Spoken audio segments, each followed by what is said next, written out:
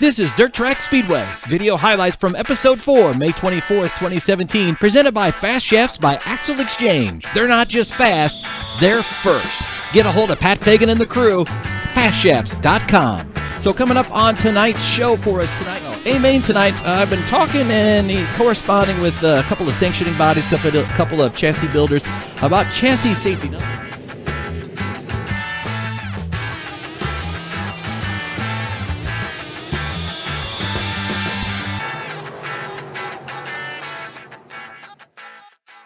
Aerial coverage tonight being brought to you by Tush Beer, the premium beer of Artifice Speedway, which is what you're looking at right now. When you get thirsty, just go out and grab a Tush. Tush Beer. Some new additions you can see there. The grandstands has been full, so they added a small little bleacher section there. In fact, a new grandstand is going to be coming in the next week or so, and also a couple of new billboards there. You can see the Dirt Track Speedway and Fast Shafts as well. And we're going to be having a race here soon, the first ever Fast Shafts Invitational, where a driver out in the state of Iowa has a chance to win a drive shaft, thanks to Pat Fagan. Appreciate Pat's support from Fast Shafts, and they're going to be giving away a drive shaft, and we'll have details next week. Basically, you're going to nominate your favorite driver, or you drivers yourselves can nominate. I'm not going to mention who's nominating who, so just get it in there. And then over the next week, we're going to have 6 or so drivers get pulled out, and then in a couple of weeks, we're actually going to be staging a race to take place on Artifice Speedway, so make sure you tune in for that coming up in the weeks ahead. The next couple of weeks, you'll have an opportunity. You'll get the details and the email address. There's going to be a special email address each show in order for you to nominate your driver. And you can nominate more than once per episode. Once per episode, but you can nominate on the following week as well, as there will be a random drawing that's taking place.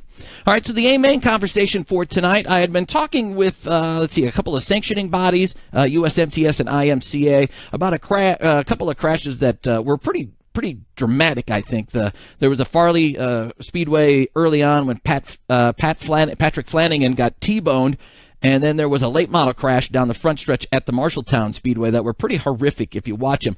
But all of them walked away, and it was very good to see because of the driver's safety that's taken into consideration. Now, like I had mentioned at the beginning of the show, if you're just tuning in, there's tons of aspects when it comes to driver safety. There's the chassis, as we talked about, and there's also driver equipment like Hans device, head restraints, neck braces.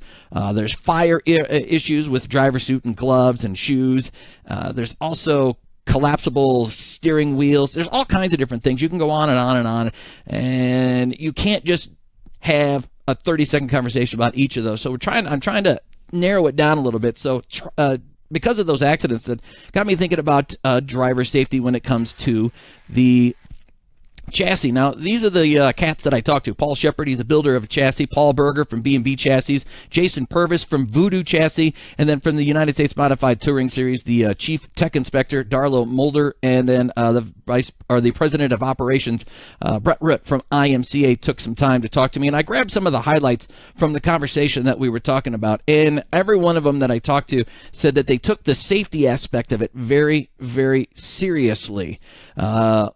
Darlo said that being a former chassis builder, I always studied my cars after a severe crash. I always try to examine any car that has been in a severe crash at a track I'm teching at. If the car was built to our rules, then I try to decide if a rule needs to be changed to prevent the observed failure. He also said that if he notices the car did not meet up to the tech standards, then he knows he has to increase back again teching those things, because every once in a while drivers try to slip stuff through and chassis builders try to slip stuff through. And I got a great quote coming up at the end of this conversation in just a little bit. Brett Root mentioned that IMCA frame, chassis, and those are supposed to be roll cage rules, have stood the test of time. They are well written. We are confident that if the race cars are built to these required specifications, the racers are relatively safe under the conditions of the vast majority of crashes. Hey, Cody Malakote checking in as he's finishing up with his show. Keep the good work. Hey, Cody, same with you, man. I really appreciate your efforts as well, talking with a lot of, not just dirt track racing, but a lot of racing in general. Great show. Search out Cody Malakote. Cody, go ahead and put a link in the comments to your show there. I'd really appreciate it so everyone can see it. As we continue on now, talk with Paul Berger from B&B Chassis. If one of our cars crashes hard, I want to see it. He talked about wanting to look at photos, and then if the photos kind of revealed some stuff, then he needed to see the car, then he'd work to find a way to actually be physically there to see the car and then make adjustments if needed to. I know our cars are a product of 20 years of trial and error. I personally want to make sure, that's supposed to be make sure our cars are safe, and if we had to change something, we do. Jason Purvis had a very similar conversation as far as pictures and making sure that the driver is safe before they actually have the conversation about what took place with the chassis. My ultimate goal, Jason said, is to build a safe and reliable car. I make sure driver feels very safe when he buckles in. If there is a major wreck, and after making sure the driver's okay, I ask about the car. And I noticed he made a huge emphasis. There was a longer quote that he gave me than that, but he really wanted to stress that his overall concern is driver safety, which I found very refreshing. He also wants to make sure he builds a competitive race car. And a lot of the builders that I've talked to had the exact same conversation, all of them, but Jason went to the nth degree to make sure that that was expressed. So anyway, I asked about the car, and I'm very picky about fixing or repairing cars. If the main structure is fractured or bent in right way, I'll put a car on the jig and determine if it's fixable. Paul Shepard said, if a car I built was involved in a major crash, I would evaluate the car and see if it was a fabrication issue. And if it was, make a change. If you build it really stout and the in a hurry tonight, and if it's involved in a big wreck, your car should absorb that impact instead of the racer's body. Darlow from the USMTS, or USRA, sorry. Most drivers don't take the safety of their race cars seriously enough.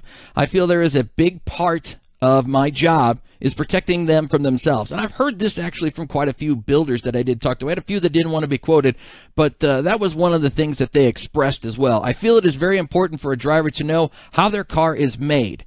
If a driver knew what little advantage there was for the cuts made to the safety material, I do believe they'd prefer to have a safer race car.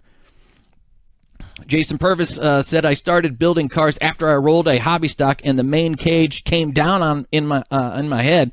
I was okay, but I was very sore for a long time. At that point, I realized that safety was more important than anything else. So that led to one thing, to him becoming a builder. And he said he started out just putting somebody in it, ended up getting a track championship, fourth at a Super Nationals, and the rest is history as he's moved on.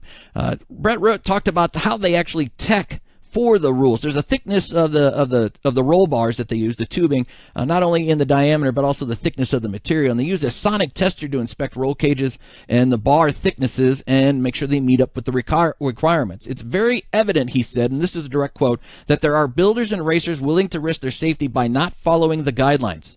Recently, we had two racers that weren't allowed to race. Their roll cages didn't meet our rules. Those two cars were built by, I would consider to be a very reputable and popular builders. Interesting, I thought there.